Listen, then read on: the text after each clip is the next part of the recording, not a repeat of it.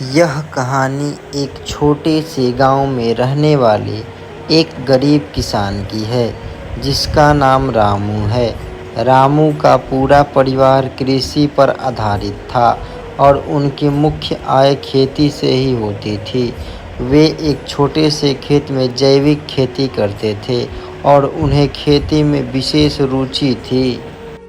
रामू की कहानी उस समय से शुरू होती है जब उनके पास बहुत ही कम सामग्री थी, लेकिन उनकी मेहनत और आत्मविश्वास की वजह से वे किसानी में सफलता पाने के लिए कठिनाइयों का सामना करते गए।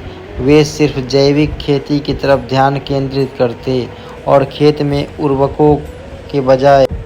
उर्वरक की जगह खेत में खाद प्रदान करते थे।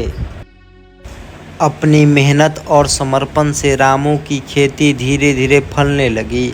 उनकी पैदावार बढ़ती गई और उनकी मुनाफा कमाने की क्षमता में वृद्धि हुई।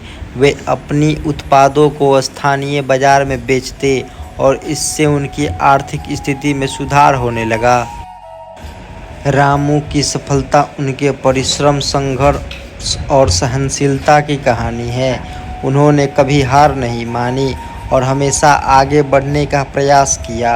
उनकी कहानी गांव के लोगों के लिए प्रेरणा स्रोत बनी और उन्होंने दिखाया कि छोटे सपने को हकीकत में बदलने का सबसे महत्वपूर्ण कदम है मेहनत और संघर्ष।